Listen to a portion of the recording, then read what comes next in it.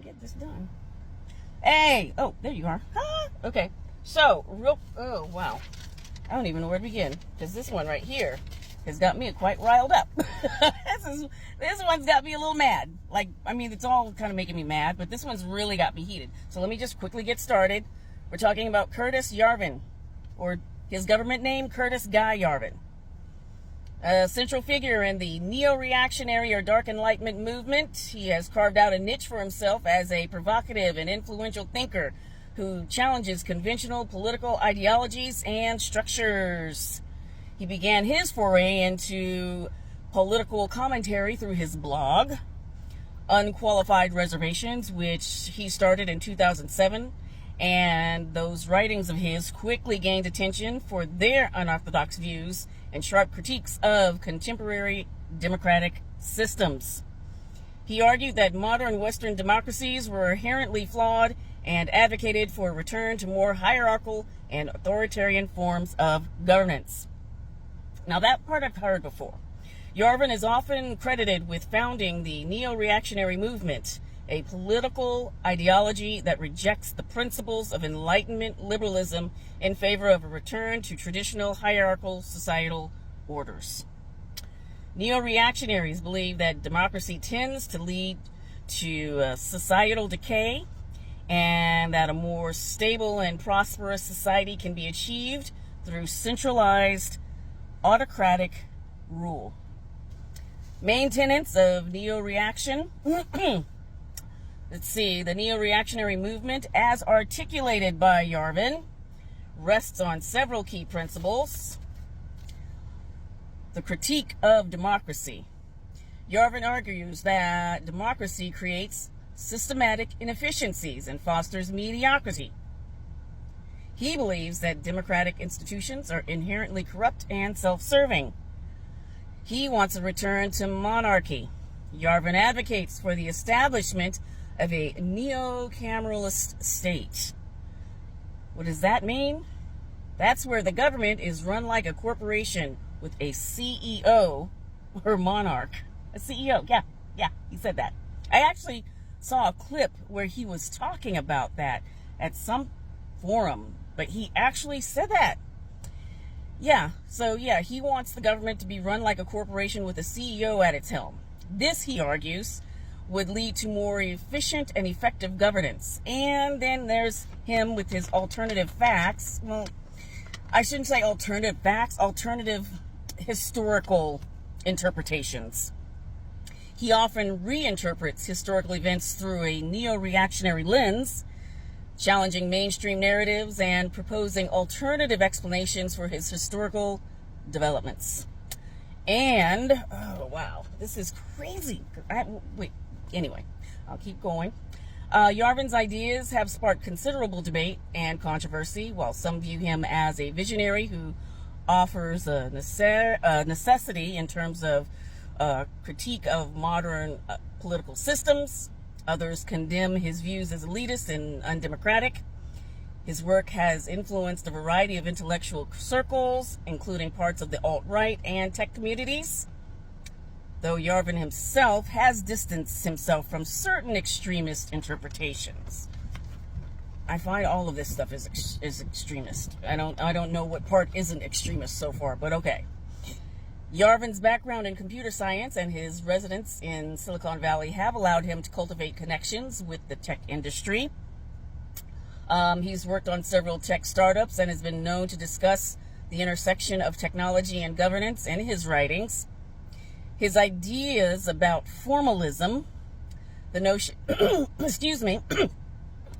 notion that governments should be run like corporations, resonates with some tech entrepreneurs who see parallels between political systems and organizational structures in the tech world.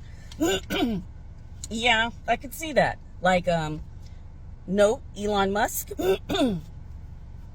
and how he's handling Doge. Apparently, Peter Thiel is also a fan of this whole concept. So, okay. Hold on. Because this part, I've got, this part. is like really, this chaps my hide. It chaps my hide, I tell ya. But yeah, you know, they talk about the importance of doing away with DEI because they want a merit-based system. They want a merit-based system, and it's supposed to be on who is most qualified for the job, and it's not supposed to be focused on race, and it's not supposed to be focused on your gender. It's supposed to be focused on your ability to do the job. So we're going to create a merit-based system. Well, I'm telling you right now, that's bullshit. Merit-based my ass, because if you read what where is it? I'm going to read it to you. I'm so mad. So, here it is. So apparently Yarvin and one of his cohorts, a man by the name of Nick Land, well, they have this little theory about people, about black people. Like, really. Yarvin has been described as, or actually he describes himself as a royalist, a monarchist. He and Land refer to contemporary liberal society, which they oppose as the cathedral in association with the Puritan Church and its goals of equality and democracy. And as they call that the synapsis. Neo-reactionaries endorse this, listen to this, they endorse what they call race realism. Race realism, referring to it as human biodiversity. Land coined the term hyper-racism to refer to his views on race. He believes that socioeconomic status is a strong proxy for IQ rather than race specifically, though he acknowledges a correlation between race and socioeconomic status, and that meritocracy, particularly space colonization, will, quote, function as a highly selective genetic filter. Meritocracy will, quote, function as a highly selective genetic filter that propagates mostly, listen to this, white and Asians. Not strictly, but mostly whites and Asians. So when they talk about merit-based, what they're trying to tell you is black and brown people, y'all ain't so smart, and genetically, you guys are inferior. So what we will do is we'll create this system of meritocracy in order to basically filter you guys out of the equation. At least that's my take on it.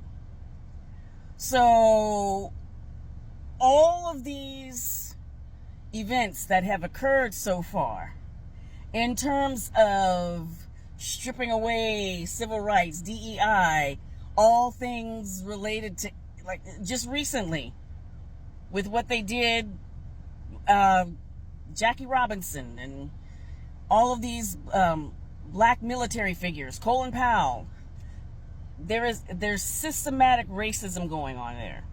There's systematic racism in this merit-based system that they claim that they're trying to establish.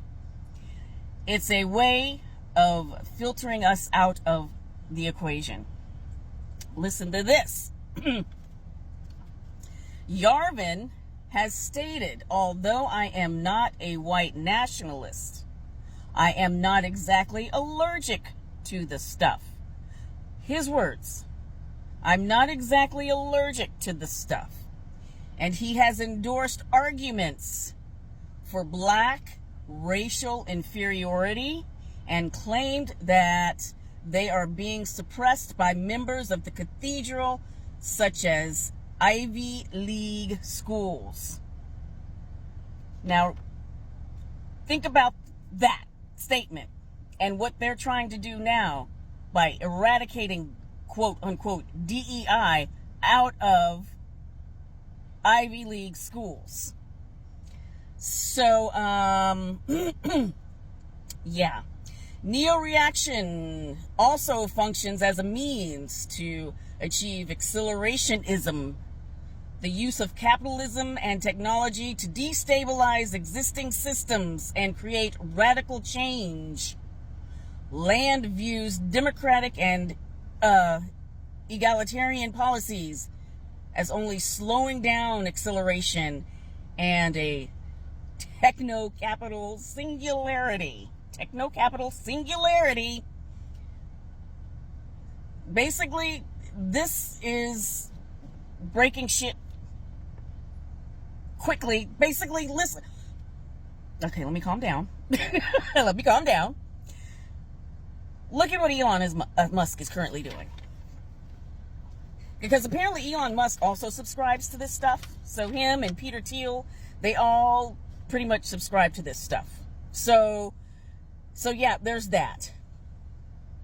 So yeah, I'm just putting this out here. That's all I gather some information. I try to share it. But yeah, this is apparently part of the plan. So yeah, we talk about Project 2025, and I'm starting to wonder if it's all connected. But definitely this Yarvin dude, yeah,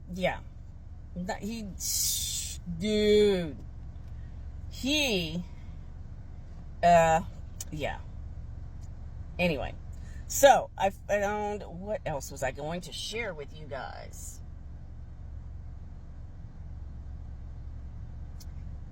There was one other thing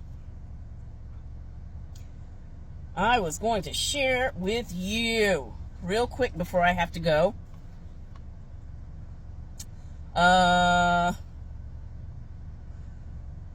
Let's see. Because he has talked about, where is my paper? Oh, here we go. Here, real quick, before I have to actually go and do some exercising. As far as the media and schools,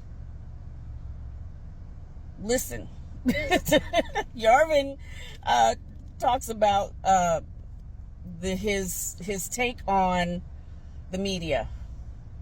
Apparently, there was a recording where Yarvin said that a hypothetical authoritarian president was inaugurated in January. And if you're going to have this person, you can't continue to have a Harvard or have a New York Times passed since perhaps the start of April. So basically, once April hits, you got to start doing something with these colleges, these universities, and you've got to start doing something with the media.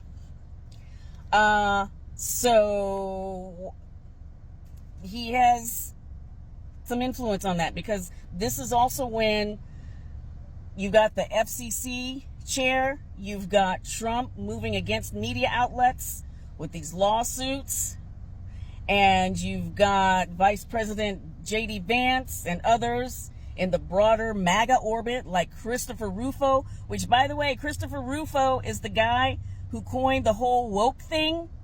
He just pretty much distorted what woke actually meant. I gotta hand it to the man. He did a great job at marketing woke. Even though that's not woke, what woke means, he did an amazing job with marketing that shit, because now they got woke like being this massive boogeyman. But anyway, Christopher Rufo, all of them have identified universities as the primary ideological enemies, with Rufo helping to remake New College of Florida in the image of Christian nationalism. In 2022, Vance told Vanity Fair, "I tend to think that we should seize the institutions of the left and turn them against the left. We need to take de-Bathification programs and de-Wokeification programs. We need to take them over and make them not woke." And also, what else did Vance say real quick? He said in a podcast that there is no way for a conservative to accomplish our vision of society unless we are willing to strike at the heart of the beast. And that beast are the universities. They talked about the need to mobilize the base of the party in the service of a cause. Yarvin postulated that this could be done with an app. Can you imagine an app? They never did this. This was something that they had talked about prior, but it never happened. So right now, although no Trump app actually exists, that would, I guess the app was supposed to be dispersed among MAGA supporters that they could download and take instructions from when opponents were identified. The Sons of Liberty would be the name for the underground who pushed back on the British rule in the lead up to the American Revolution. One historian wrote that their method amounted to mob terror, which is what this app was supposed to do. Yarvin's recommendations for a president in power were for the sharp and sudden concentration of political powers and the sharp and sudden concentration of police powers. Essentially, you have to be willing to say, okay, when we have this regime change, we will have a period of temporary uncertainty, which has to be resolved in an extremely peaceful way. What does that mean? Is basically a state of emergency in the White House. It means the president is basically taking direct control over all law enforcement authorities. A state of emergency in basically every state, he added.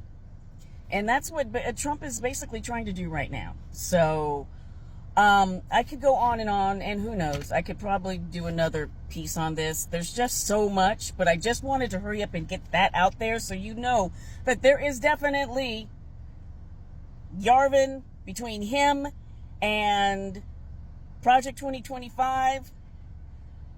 There's a plan in motion, and the objective for getting this type of information out is to figure out a way to counteract that. The objective for anything that I'm putting out here is to be able to find ways to learn from what is going on and to figure out a way to counteract and fight back. Because this, we cannot have. We just cannot have this.